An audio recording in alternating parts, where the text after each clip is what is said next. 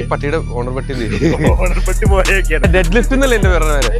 JCBയുടെ പുതിയ ബിരിയാണി ഉള്ളായിരുന്നു. മാത്രം തന്നെ ഇതിന്റെ അകത്ത് നടക്കുമല്ല. അയ്യോ ഓഫ് ചെയ്തോ, കട്ട് ചെയ്തോ.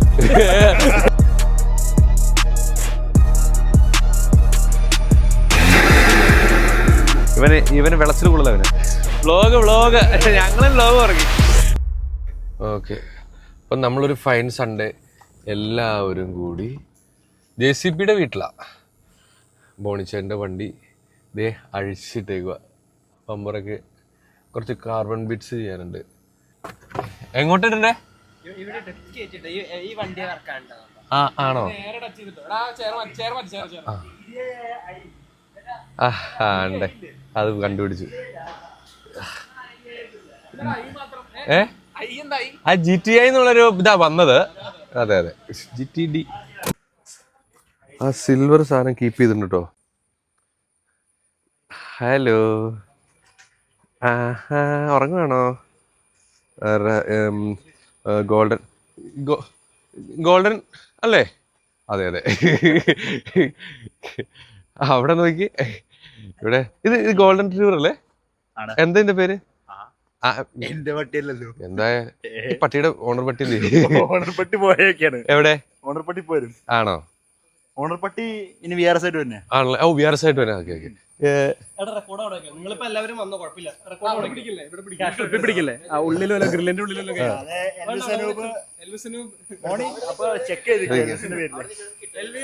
ഡെഡ് ലിഫ്റ്റ് എന്നല്ലേ എന്റെ പറഞ്ഞ പേര്. അന്നാ ഒന്ന് ഡെഡ് ലിഫ്റ്റ് ചെയ്ത് നോക്കട്ടെ.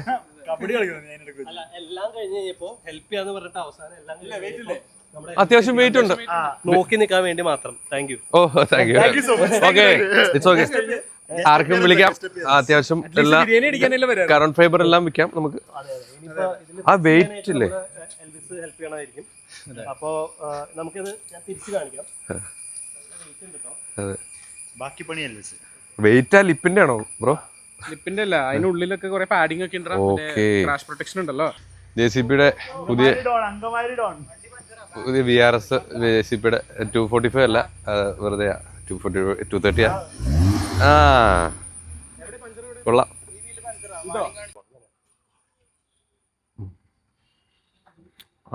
ഈ പെർട്ടിക്കുലർ 340 ഒരു LCI 2 വേർഷൻ പുറത്ത് നോക്കി കഴിഞ്ഞാൽ പെട്ടെന്ന് മനസ്സിലാവാൻ വേണ്ടിയിട്ട് നമുക്ക് ഈ പെർട്ടിക്കുലർ വീൽസ് LCI 2 മോഡലിനെ വരുന്നത്. അഡാപ്റ്റീവ് ഡാമ്പേഴ്സ് ഉണ്ട്. പൊതുവേ 340 ഒരു സ്ഥലത്ത് നമുക്ക് ലോങ് പോയാലൊക്കെ നടുവേന എടുക്കുന്ന അത്ര സ്റ്റിഫ് സസ്പെൻഷനാണ്. കേറ്ററിങ്, ഹാർഡ് കോർണറിങ്, പെർഫോമൻസ്, അതും ഹൈ സ്പീഡ് സ്റ്റെബിലിറ്റിക്ക് വേണ്ടി മാത്രമാണ് അങ്ങനെ വെച്ചിരിക്കുന്നത്. പക്ഷേ in this case 340 LCI 2 has adaptive suspension which is even more softer. Higher സ്പീഡ്സിൽ ഹാർഡാവും. എപ്പോഴും സോഫ്റ്റ് ആയിട്ട് നമ്മുടെ സ്റ്റെബിലിറ്റിനെയും ഹൈ സ്പീഡ് കോർണറിങ്ങിനെയും ബാധിക്കില്ല. Then here is this. അപ്പോൾ ഇതൊരു സ്പെഷ്യൽ 1.8 TSI ആണ്.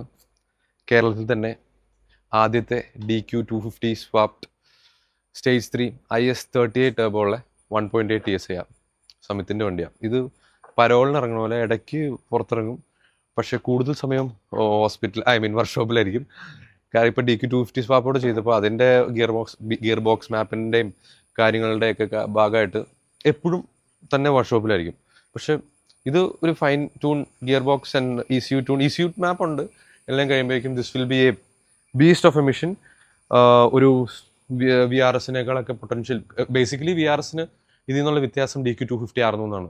DQ200 ആയിരുന്നു ഈ പെർട്ടിക്കുലർ 1.8ൻ്റെ ഒരു തടസ്സം, പവർ പുഷ് ചെയ്യാനായിട്ട്.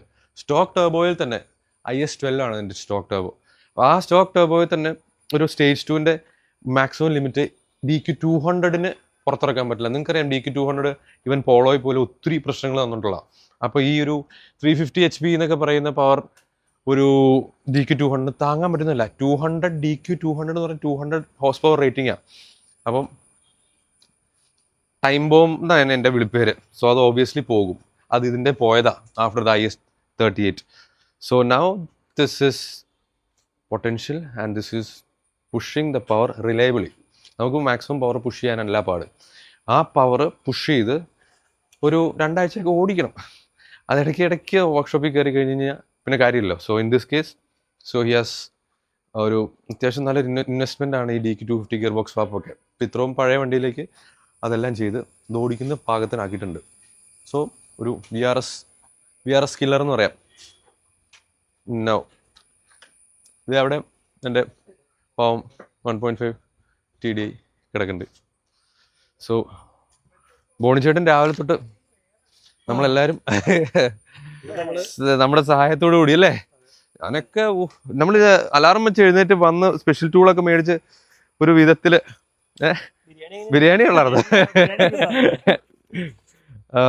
അങ്ങനെ കാർബൺ ഫൈബർ എയർ ഡക്റ്റ് അല്ലേ, and BMW M2 CS type grill. ഇതൊന്ന് നേരെ ആക്കുമ്പോൾ നമുക്ക് കാണാൻ എങ്ങനെ ഉണ്ടെന്ന്. സോ വണ്ടിയുടെ ഫ്രണ്ട് ആൻഡ് ലുക്ക് കുറച്ചങ്ങ് മാറും. ഓൾറെഡി ഒരു സ്കേർട്ടിങ് ഒക്കെ ചെയ്തിട്ടുണ്ട് അല്ലേ, സ്പെഷ്യൽ ആയിട്ട് ഉണ്ട്. അത് അതെ ഫ്രഷ് ഇമ്പോർട്ടാ വേടാ ഇറങ്ങ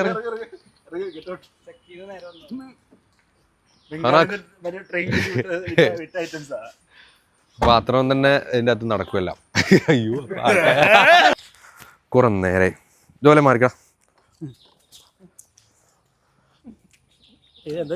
അല്ല സ്പാനർ അല്ല ഒന്ന് ജസ്റ്റ് ഒന്ന് ഇട്ടെ.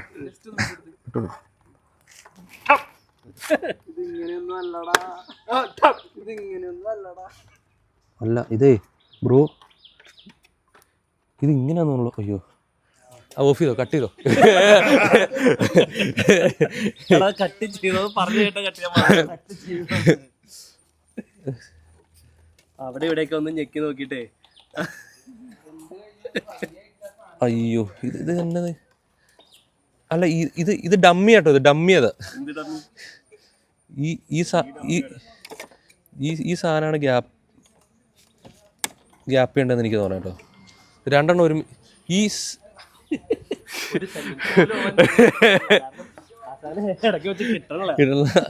ഇത് അല്ല ബ്രോ, ഇതില്ല ഇത് ആ എന്റെ പൊന്നോ.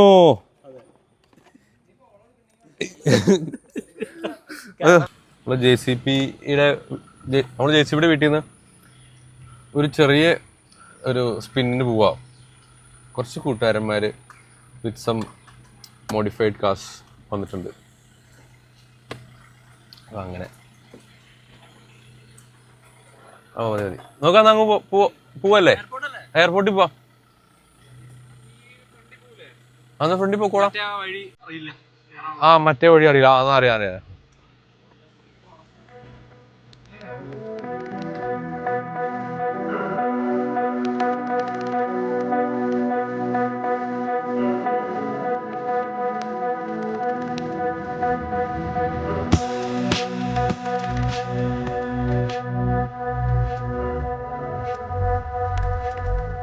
അപ്പൊ സ്ട്രട്ട് പ്ലസ് സ്പ്രിംഗ് ഇടണോ അതെയോ ഫുൾ കോയിലോർ അങ്ങ് ഇടണോ എന്നുള്ള പ്ലസ് സ്പ്രിംഗേ പറയുള്ളൂ. കംഫർട്ടിന്റെ ഒരു ഇഷ്യൂ ഉള്ളതുകൊണ്ട് സ്ട്രട്ട് പ്ലസ് സ്പ്രിംഗ് ആയിരിക്കും ഏറ്റവും നല്ലത്. പിന്നെ കുറെ കൂടി നമുക്ക് എന്താ പറയാ ഹാൻഡ്ലിങ്, ഇപ്പോൾ ഹൈ സ്പീഡ്സിൽ പെട്ടെന്ന് ഗ്യാപ്പ് എടുക്കുക, അല്ലെന്നുണ്ടെങ്കിൽ കംഫർട്ടും വേണം. അതുപോലെ തന്നെ നമുക്ക് കോർണേഴ്സിലും വണ്ടി ഭയങ്കര സ്റ്റേബിൾ ആയിട്ട് ഒരു ലീനും ഇല്ലാതെ നിൽക്കണമെന്നുണ്ടെങ്കിൽ സ്ട്രട്ട് പ്ലസ് സ്പ്രിംഗ് പ്ലസ് സ്വേബാസ് അതൊരു അടിപൊളി പരിപാടിയാണ്. നമുക്ക് എഞ്ചിൻ വോബ്ലിങ്ങും കുറയും. മൊത്തത്തിൽ ആ ഫ്ലെക്സ് മൊത്തം മാറും, റിജിഡ് ആയിട്ട് നമുക്ക്. അപ്പൊ ഈ നമ്മുടെ മുമ്പിൽ ഇപ്പൊ എക്സാമ്പിൾ ആയിട്ട് ബിൽസ്റ്റീൻ B14 കോയിലോർ ഉള്ള ഒരു വണ്ടിയുണ്ട്. ഇവിടെ ഐബാക്കും സ്ട്രട്ട് പ്ലസ് ഫ്ലോറിംഗ് സ്പ്രിങ്സ്. അപ്പൊ അതിൽ തന്നെ ഉണ്ട് നമുക്ക് രണ്ട് ഡിഫറെന്റ് കോമ്പിനേഷൻ. സെയിം വണ്ടി തന്നെ നമ്മൾ ട്രൈ ചെയ്തിട്ടുണ്ട്. പക്ഷെ എങ്ങനെ പോയാലും കംഫർട്ട് നല്ല രീതിയിൽ സാക്രിഫൈസ് ചെയ്യേണ്ടി വരും കോയിലോറിന്റെ കേസിൽ. കോയിലോർ ഒരിക്കലും എപ്പോഴും ഭയങ്കര സോഫ്റ്റ് ആണെന്ന് ഓർക്കണ്ട അല്ലേ? അനുഭവമാണ്. പക്ഷെ ഞാൻ സാക്രിഫൈസ് വേറൊന്നുമല്ല, നമ്മുടെ റോഡ്സിന്റെ ഇഷ്യൂ ആണ് ആക്ച്വലി. അത് കോയിലോറിന്റെ പ്രശ്നമല്ല. Coilover is not made for our roads. അതാണ് ബേസിക്കലി ഇത് കിട്ടില്ല. ഹോണസ്റ്റ്ലി ഞാനിപ്പോ ഓടിച്ചു നോക്കിയപ്പം എനിക്ക് എന്റെ മനസ്സിലുള്ള ആ ഒരു മേ ബി നിങ്ങൾക്ക് ആ ഒരു മറ്റേ ഒരുപാട് പേര് പറഞ്ഞു കേട്ടിട്ട് നിങ്ങൾ അത്രയും വെച്ചോണ്ടായിരിക്കാം ബെറ്റർ ആയിട്ട് തോന്നിയിട്ടുണ്ടാവുക. മേ ബി അങ്ങനെ ആയിരിക്കാം. അപ്പൊ എന്തായാലും നിങ്ങളോട് സജസ്റ്റ് എന്ത് ചെയ്യണമെന്ന് സ്ട്രട്ട് പ്ലസ് സ്പ്രിങ്സ് ഇടണോ, അത് കോയിലോർ ഇടണോ, കോയിലോർ ഇടുവാണെങ്കിൽ ഏത് ഇടണം, സ്ട്രട്ടും സ്പ്രിങ് തമ്മിലുള്ള കോമ്പിനേഷൻ ഏത് ചൂസ് ചെയ്യണം അല്ലെ, ഏതായിരിക്കും ബെറ്റർ, B12 വേണോ, HNR-ഉം അടിപൊളിയാണ്, സ്പ്രിങ്സ് ഭയങ്കര നൈസാ. അതിൽ KW സ്പ്രിങ്സും സ്ട്രട്ടും കോമ്പിനേഷൻ ഉണ്ടോ? കാണുമായിരിക്കും.